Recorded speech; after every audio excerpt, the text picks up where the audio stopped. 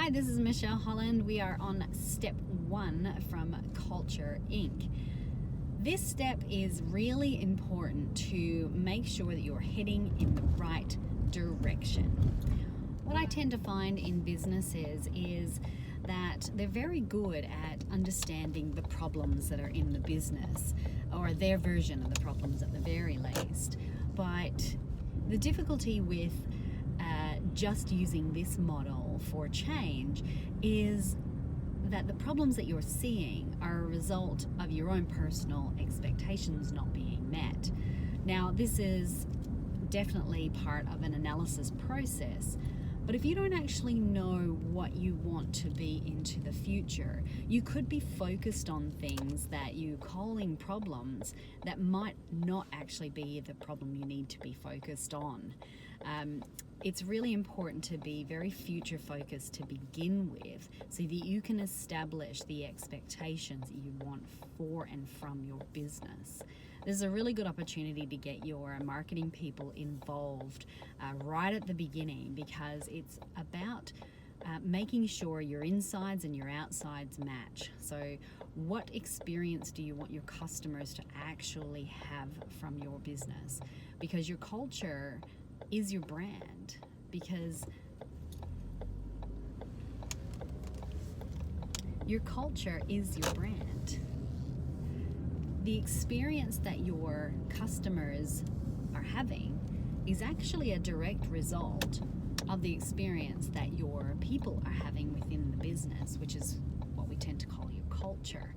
So if you want your customers to have a different experience with you, then you need to create a different experience within your business for your people to have as well. Thinking about the future is absolutely the place that you need to start when you're trying to create a different kind of business. And here's what I suggest you do. I suggest that you get a number of key players in a room and lock them away in that room for a day. Half days are good, but they're not great. A full day enables people to really switch off from their day-to-day activity and deep dive into the future of your business. If you could do this over a 2-day retreat, that's even better. And I know a lot of really successful businesses that take 2 days out every year to have a think about what kind of business they want to be into the future, and then do some planning around that. So if you can do a 2-day event, a 2-day retreat, then that is even better. But not all businesses have the luxury of being able to do that. So what I suggest is lock your people away for a full day so that you can really focus on future direction. If you do have the luxury of having a budget for development, then please make sure you get a good facilitator in to help you through this process. And SynergyIQ can actually help you find a really great facilitator for this, if that's the direction you want to go in. So SynergyIQ.com.au, and you can have a look for a good facilitator of this process.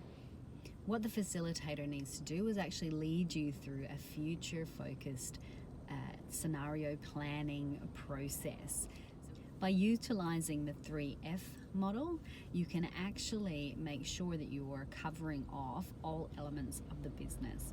So form, flow, and feel.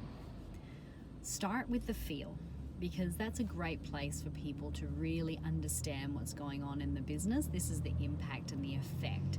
So what do you actually want to feel from your culture? It's a really good place to start. What are the elements? No. So map out the elements of feel, and you'll find them in my book. There's a number of different elements, such as engagement and motivation and customer experience, etc. So map them out and put some words around what you actually want to see, feel, hear, taste, experience, whatever.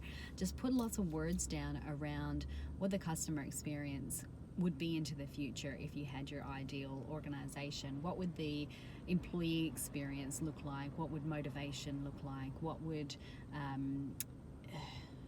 What would client satisfaction surveys look like? What would culture diagnosis or what would culture surveys look like? This is the place to start, because what it'll actually do is put you into the future. What it'll do is actually put you into a future that's really appealing. And when you're in a future that's really appealing, then you're willing to do the work that it takes to get there. The next step is then to have a look at the flow. What sort of systems and practices did you need? The next stage is to look at the flow. What sort of systems and practices and processes, procedures, etc., behaviors do you need to have within your business to enable these outcomes to actually happen? And then dig a bit deeper. Then have a look at the form elements. Does your strategy need to be amended? How's your vision and your values supporting the attainment of your strategy, the attainment of this new outcome? This future planning process might actually start the review on your vision and values, if that's part of the puzzle for your organization, because it's hard not to start dreaming about what your future vision is and then think about who you want to be or who you want your people, and then think about who you want your people to be along the way. So that's a natural progression within this process. Now, this part of the puzzle is probably my absolute favorite part of the puzzle, because it really is about dreaming into the future. I tend to use an appreciative inquiry model to help us do this, and also scenario planning. My team are skilled in scenario planning and appreciative inquiry and other models of review and future focused thinking. So if you do need some help with this, please just get on to synergyiq.com.au and we can help you out. Thanks. My name is Michelle Holland.